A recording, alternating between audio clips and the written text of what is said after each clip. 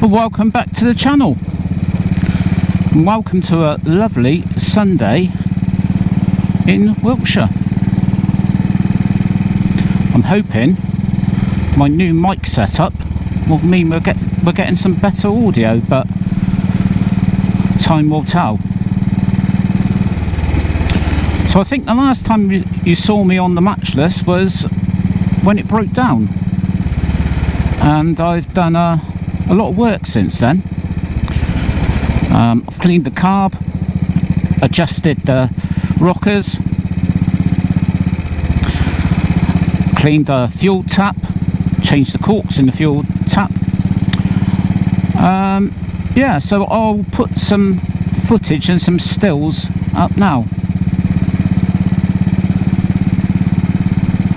So time for some voiceover. So this is my carburettor on the Matchless, and here I'm pointing at the screw that's missing in the cap of the float chamber. This is it on the bench. The next few clips of me dismantling the carburettor. Now I'm knocking out the main block. That's it in component form. Inspecting the float chamber, which is pretty clean. Just showing that the orifices are clean. Sanding the flange, make sure it's nice and flat, and me knocking the main block back in. So I reassembled it and installed it back on the bike, and it was leaking. And the leak was caused by the float. The tab had unsoldered itself, so I'm just repairing that.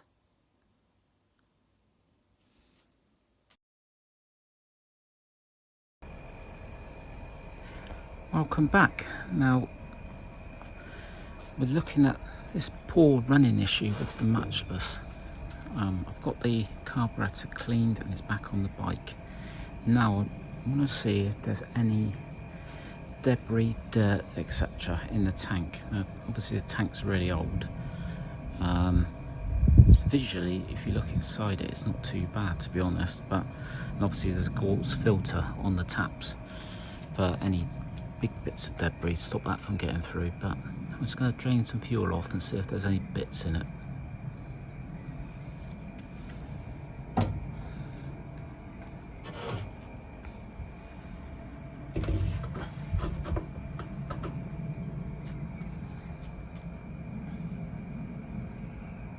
It's not exactly gushing out of there, but it's coming out nonetheless.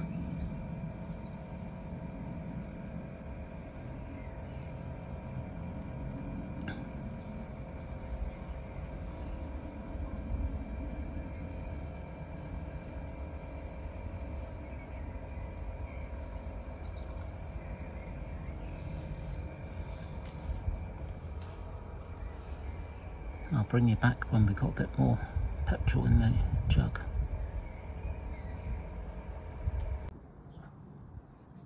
Well, the fuel from the right hand tap, coming out the right hand tap, is really clean. There's no bits in it whatsoever.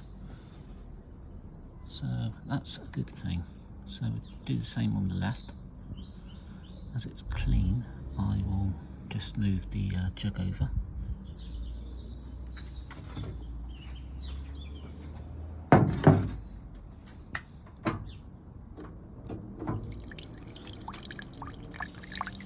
Certainly that flows better.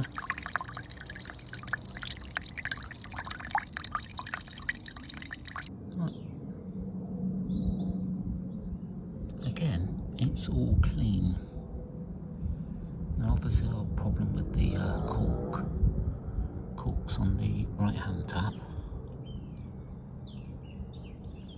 Anyway, that's a good thing. I'll go and put the fuel in the lawnmower and refit the tank, I think. So I've taken the petrol tap off and it was blocked up, so I've passed a drill bit through it and it's cleared the debris. Try and get it into focus.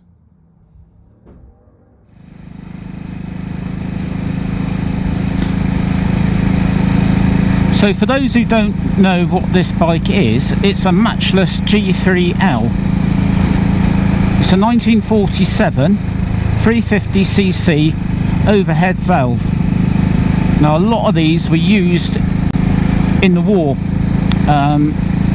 and subsequently there's still quite a lot available. The War Department models do fetch a premium, but as I said, there's still quite a lot of these still available. I'll just negotiate this corner.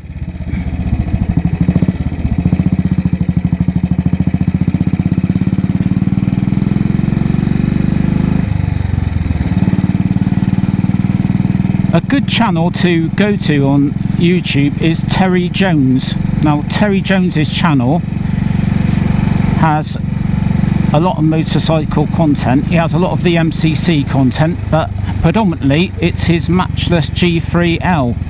Now he's got a WD model and he's got that running lovely, and he's got a lot of maintenance videos on there for this model, so well worth checking out.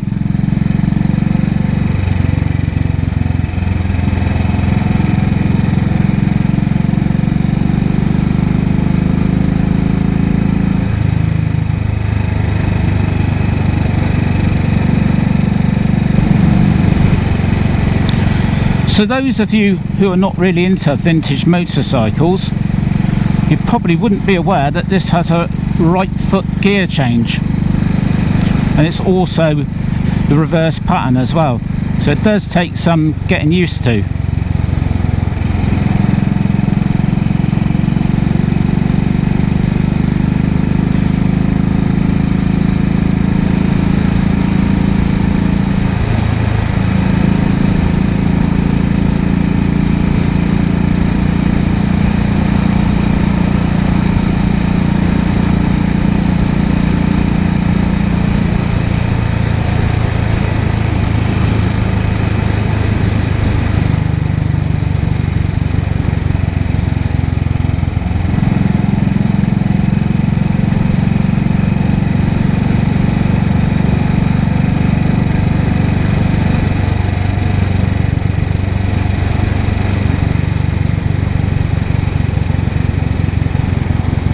So as I was saying, these were used in World War II, and they were a workhorse.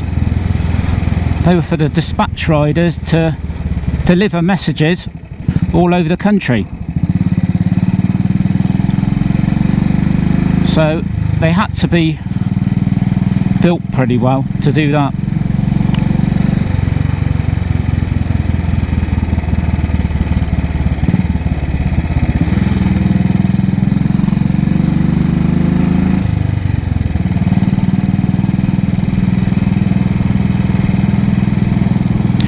Oh, this is Southampton, little village on the outskirts of Swindon.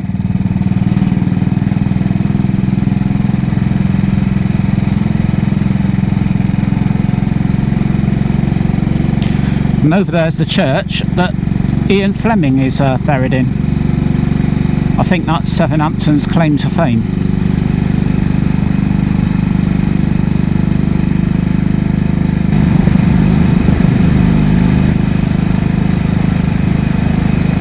Quite bouncy.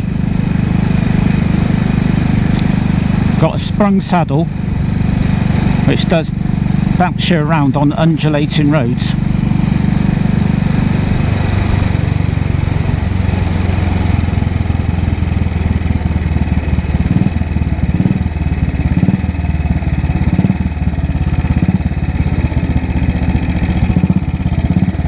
Right, we'll go down Fresden Lane.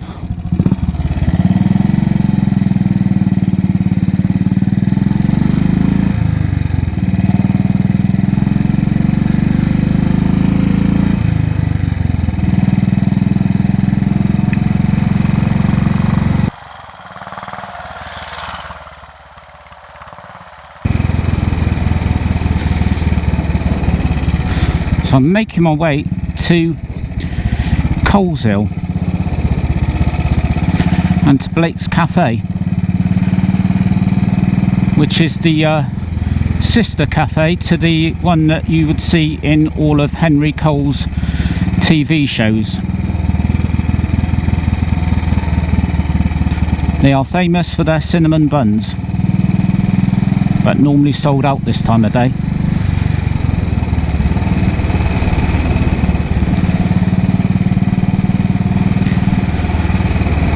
There might be a few of the lads from the vmcc club, as they were going for a ride out today, but unfortunately I couldn't sacrifice a full day of riding. A few jobs to do around the house, like we all have to now and again.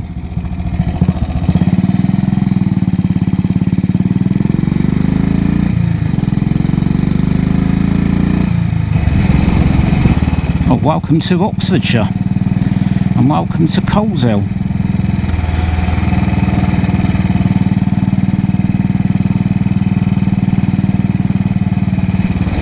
Oh shit.